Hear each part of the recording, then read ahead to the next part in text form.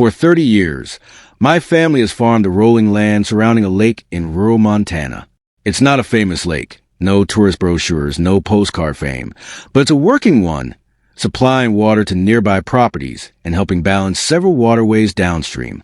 Life out here moves at its own pace, which is exactly why the sudden appearance of survey crews along the edge of my fields one morning got my full attention immediately. Trucks lined up. Workers carrying maps and equipment started setting markers across the countryside. When I asked what was going on, the answers were vague. Something about a community improvement project. Nobody seemed especially interested in looping in the local landowners. Over the following weeks, the project scaled up fast.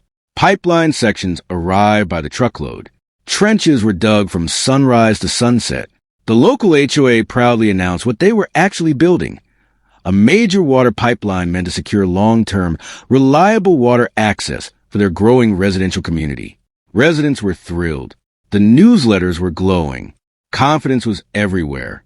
I watched it all unfold with growing curiosity, and one evening, I went back to my farmhouse filing cabinets, the ones holding generations of family paperwork, maps, easements, water agreements dating back decades, some older than the subdivision itself. What I found changed everything. The HOA had clearly done real homework on this project, construction permits, engineering plans, pipeline routing, all of it carefully researched. What they hadn't researched, apparently, was who actually owned and controlled the upstream lake their entire pipeline depended on. According to legally recorded agreements going back generations, my family retained the water management rights for that lake. Not the HOA, not the county. Us. I didn't go knocking on anyone's door with this. I kept it quiet, kept building my documentation, and watched construction continue at full speed while a fairly significant legal gap sat completely unaddressed beneath all that progress.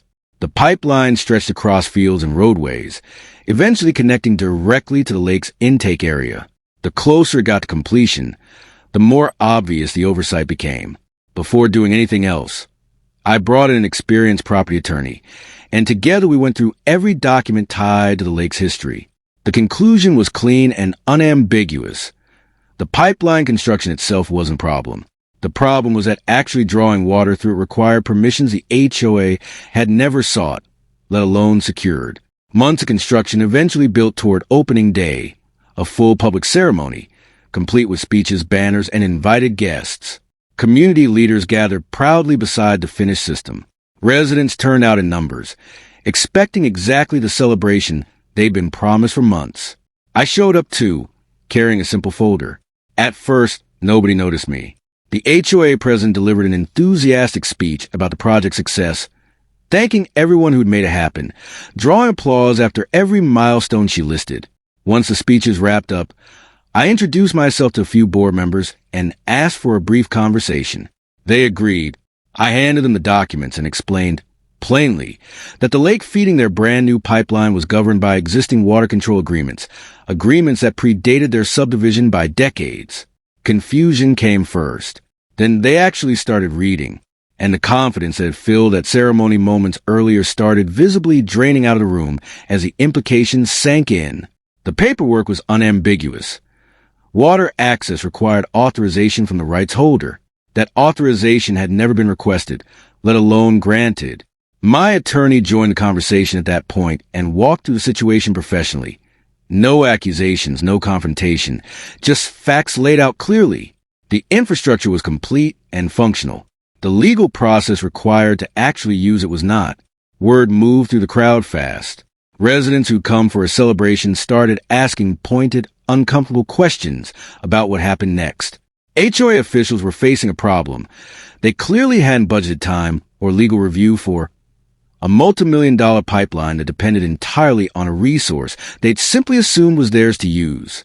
That evening, the board called an emergency meeting, pulling records, consulting advisors, searching for any angle that might soften the situation.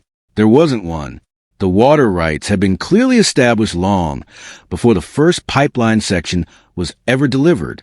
A few days later, HOA representatives reached out and requested a formal sit-down. This conversation looked nothing like our first interaction. Nobody was discussing construction timelines anymore. They wanted to talk about cooperation, and they understood, finally, that moving forward meant doing this properly. Negotiations stretched over several weeks. Attorneys, engineers, and board members worked through maps, contracts, and operational procedures together.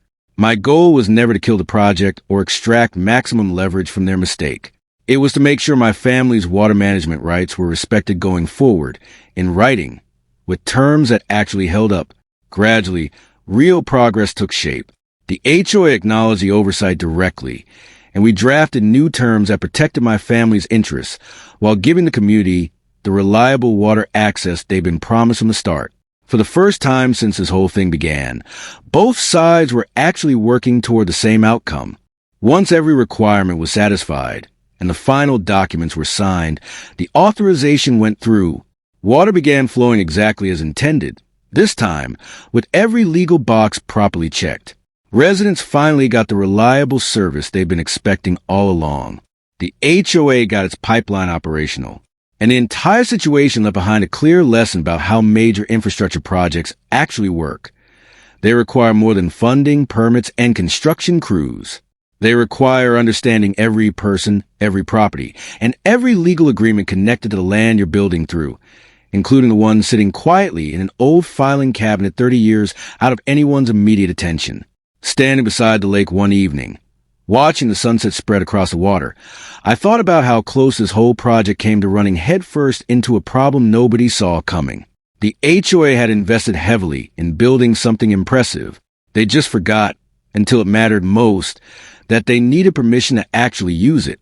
Planning only works when it accounts for every piece of the puzzle, even the quiet ones.